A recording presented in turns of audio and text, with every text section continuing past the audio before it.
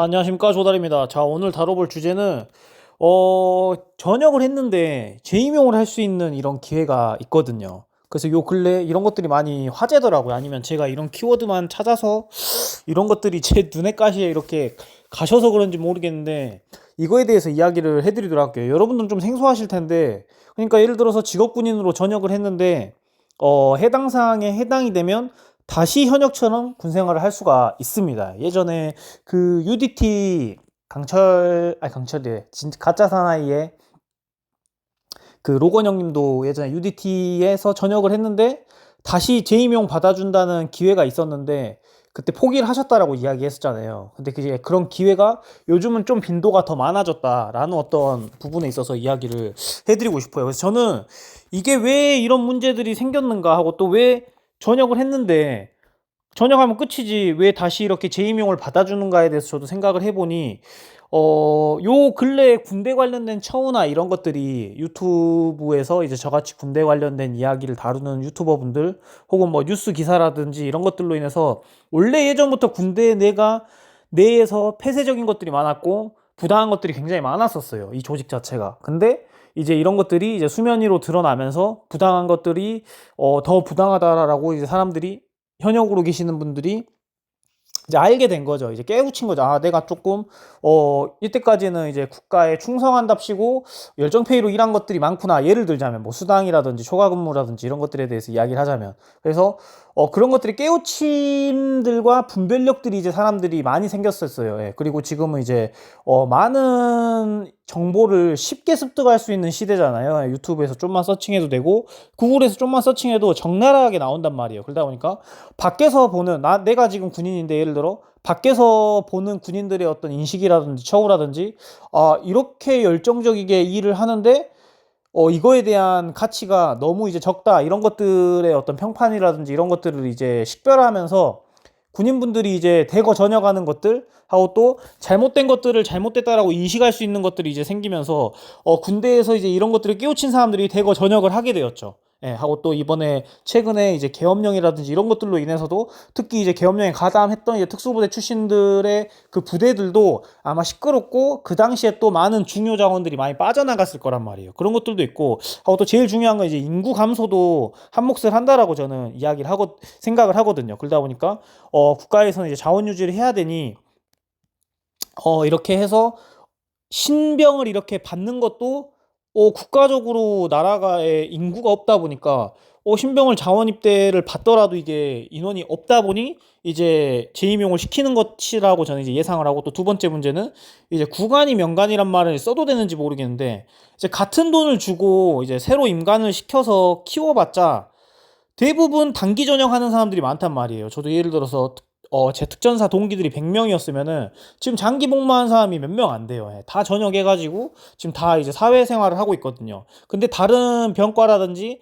다른 육해공, 저는 육군이니까 해군, 공군도 마찬가지일 거란 말이에요. 대부분이 전역을 한단 말이에요. 예. 왜냐하면 내가 생각했던 직업군인의 이상과 또 실무로 부딪혔을 때의 어떤 힘듦과, 그 다음에 또 다른, 그러니까 내가 체질이라고 생각해서 갔는데 좀 이제 다름을 느끼고 또 이제 진로를 바꾸고 노선을 변경하는 사람들이 되고 있단 말이에요. 그래서 그러면서 단기로 이렇게 대부분 전역하는 케이스다 보니, 그럴 바에는 기존에 더 실력이 있고 또 기존에 실무를 할 줄 알고, 이 세 살 버릇이 어디 안 가거든요. 저는 지금 특전사에 있었을 때 병과가 통신인데 통신 다시 하라면 좀만 하면 다시 할 수 있을 것 같거든요. 예, 뭐 음어 조립, 암호 조립 뭐 이런 것들 하라면은 다시 할 수 있을 것 같은 열정이 있어요. 옛날 기억이 많이 나요.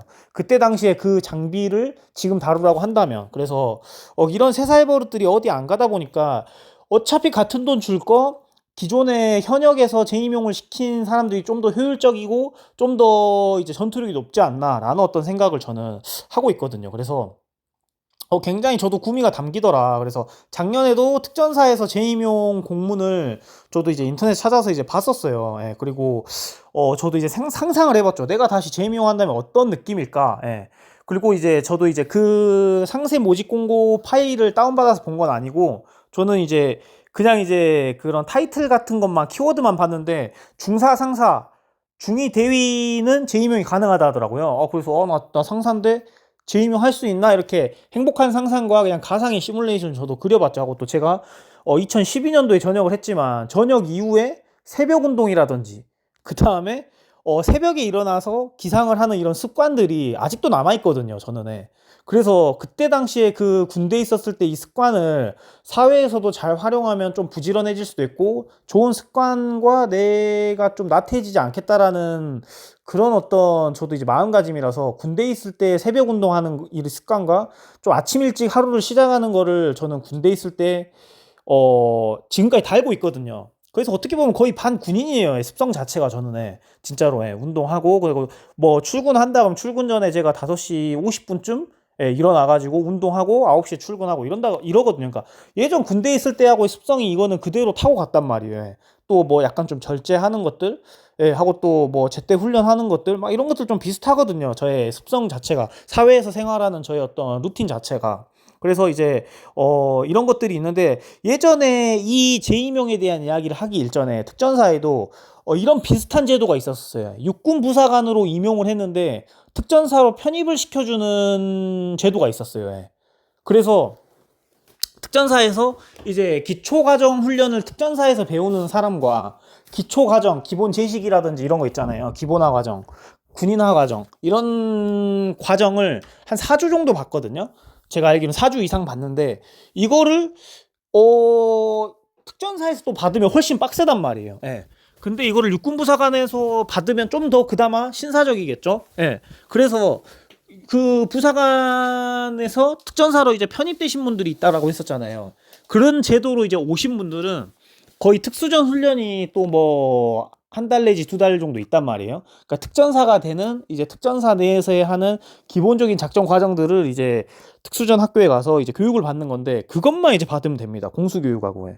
그것도 공수교육도 대부분 육군 내에서도 많이 이제 수료를 하다 보니까 대부분 특수전만 받으면 이제 특전사가 되는 거예요. 그러다 보니까 오리지널 특전사 출신 분들은 우리처럼 이런 기본적인 절차하고 힘든 절차를 다 건너뛰고 그 다음에 군번도 또 빠르다 보니 애매한 상황에서 현역들하고 이제 섞어지게 되는 건데 이러면서 굉장히 서열이 난해한 적이 굉장히 많았다라고 하더라고요. 왜냐면 제가 여수에서 이제 제가 살고 있는 고향에서 이제 모임을 하고 있는데 이제 그 같이 살고 있는 동네에서 이제 같이 마음 맞고 같은 부대에서 전역한 사람들끼리 이렇게 소모임을 하고 있어요. 근데 거기서 이제 부사관에서 특전사로 온 후배님이 있어요. 그 후배님이 그 이야기를 하더라고요. 그러면서 정말 좀 힘듦이 많았었다고. 왜냐면 정식 기수도 자기가 이제 아니고 자기는 이제 일반 부사관에서 특전사가 됐는데 뭔가 이제 애매까리한 거죠. 군번은 엄청 빠른데 뭔가 이런 숙련도라든지 이런 것들이 뭔가 좀 더딜 것이며 이제 특전사에 편입됐다 보니까 하던 일들도 다 틀릴 거 아니에요.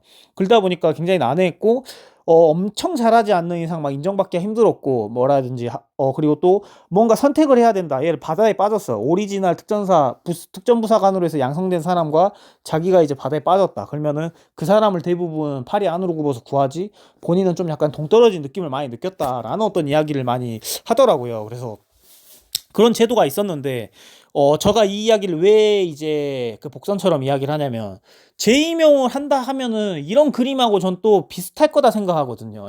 그냥 쭉 묵묵히 전역서를 내지 않고 끝까지 군생활을 하는 사람들이 또 뭔가 편애와 약간 멸시와 갈시가 조금 있지 않을까 하고 또 조금 이런 리스펙트가 좀 줄어들지 않을까. 어쨌든 너는 아니란 선택, 나약한 선택. 군대에서는 약간 이렇게 단순하게 생각하거든요. 제가 예전에 군생활 했을 때 이런 식으로 판단을 하는 경우가 좀 덜어 있었단 말이에요. 너 나약해가지고 전역했는데 이제 와가지고 밖에서 먹고 살 길 없으니까 다시 들어와가지고 재임용했냐라고 하면서 좀 환대를 안 해주는 느낌이 있을 수도 있단 말이에요. 그래서 이런 것들이 잘 어떻게 어우러져야 되는가라는 어떤 부분들도 굉장히 이게 이 삼자 입장 혹은 또 멀리서 바라보면 아무것도 아닌 문제인데 그냥 다 어우러지면 되는 거지 않냐라고 하는데 그 약간 저도 그 집단에서 잠깐 몸을 담갔던 사람으로서 이런 뭐라 해야 될까 이런 질서들이 굉장히 중요하더라고요. 그래서 재임용을 한다 너무 저는 좋더라고요. 하고 또 어찌됐든 저도 이 재임용 하면 그러면 사람이 많겠냐 지원하는 사람들이 저는 꽤 많다라고 생각해요. 제 주변에도 전역했는데 특전사 전역에서 UDT 다시 간 사람 있고 특전사 전역에서 육군부사관 다시 간 사람 있고 특전사 전역에서 헌병특임대 다시 간 사람 있고 별의별 사람들 다 있어요. 해병대 수색대 나와가지고 특전사로 오신 사람 있고 또 그러니까 특수부대 그러니까 또 저 이제 회사 또 이제 같은 동료분 중에 어 HID 나왔다가 사트 전역하신 분도 있고 그러니까 좀 이런 것들이 다양하단 말이에요. 그러니까 굳이 타 부대에 가서 시작하는 것이 아니라 내 부대로 다시 돌아갈 수 있는 이제 기회인 거거든요. 그러다 보니까 이런 것들이 조금 이제 만약에 이제 다시 들어갔다 했었을 때 이게 과연 잘 녹아들 것인가. 다른 이제 뭐 포병 그다음에 뭐 다른 병과들 있잖아요. 공병 이런 쪽은 제가 이야기를 안 하겠지만 이 공문을 제가 봐 보면은 여러분들이 또 궁금한 게 이제 체력 정도라든지 이런 것들이 되게 궁금하시겠지만 제가 이야기를 해 드려 볼게요. 예.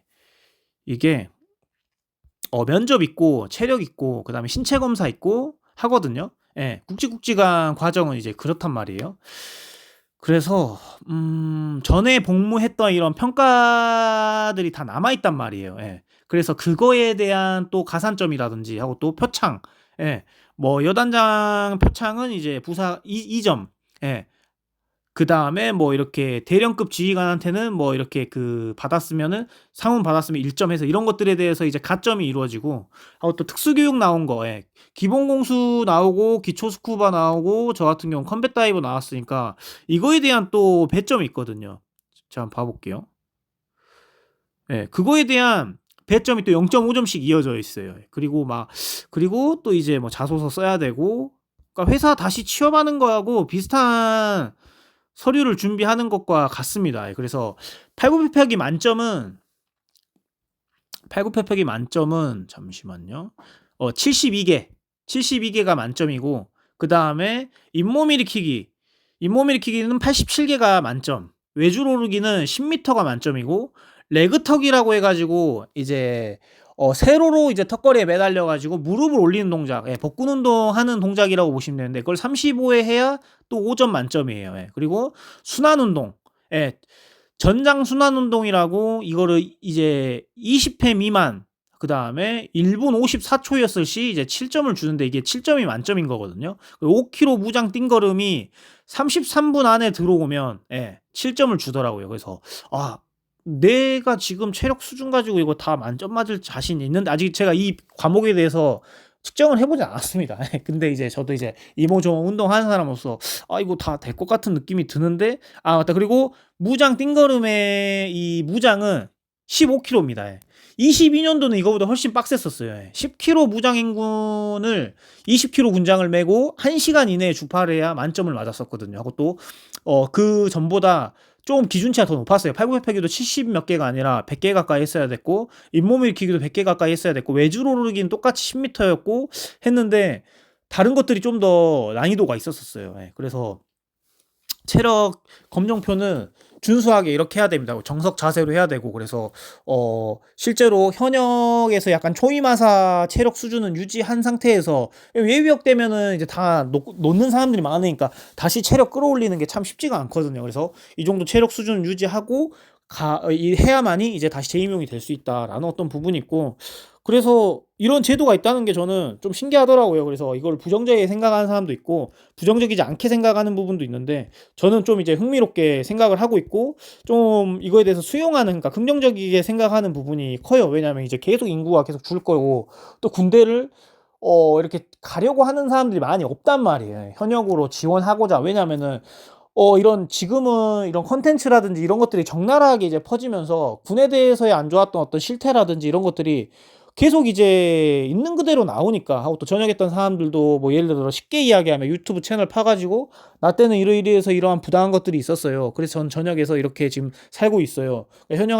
현역에 계신 분들도 이런 거 있어서 목소리를 내시던지 뭐 이렇게 분별력을 키우세요라고 하면서 이런 것들이 이제 조각 모음이 되면서 스노우볼처럼 굴러서 군대의 어떤 부당한 것들이 내가 지금 군대에서 이렇게 부당하게 일하는 것들이 제가 초장에도 이야기를 했지만 잘못된 것들을 이제 인식하다 보니 전역하는 사람들이 굉장히 많아졌고 또 이제 군대에서는 또 한정된 문화만 예전에는 접하게 됐었는데 그렇게 군대에서 통제를 했었고 지금 이제 또 다양한 또 직업군들을 볼 수 있게 됐고 또 내가 있는 군대와 비교할 수 있게 됐고 그래서 내가 이 정도 열정과 지금 하고 있는 노력이라면 나가서 이만큼 볼 수 있겠다.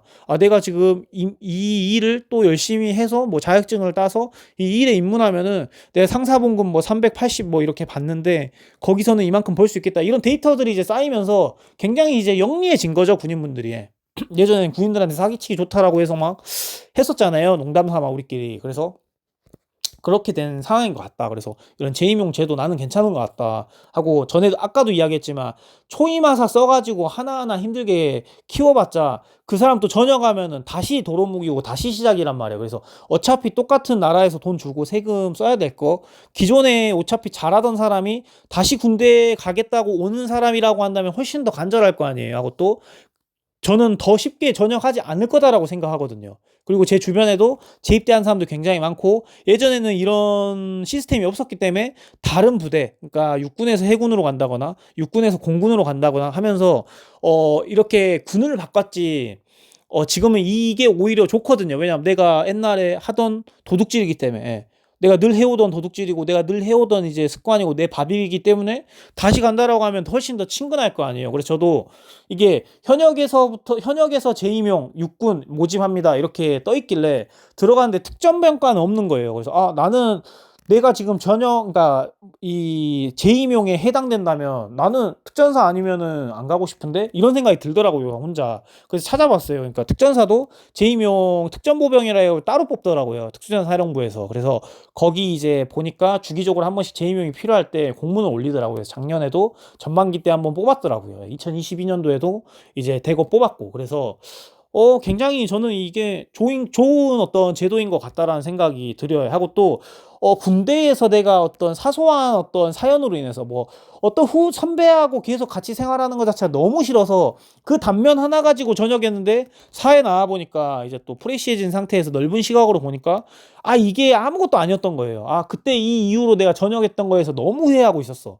근데 이런 기회로 다시 내가 잡는다면, 내가 다시 그때 전역을 안 했다면 나 군생활 진짜 잘할 수 있는데, 이렇게 후회가 남은 사람들이 있을 거 아니에요. 예를 들어 내가 다쳐서 몸이 폼이 안 올라왔는데 전역해가지고 치료받고 뭐하고 하다 보니까 폼이 갑자기 올라왔네.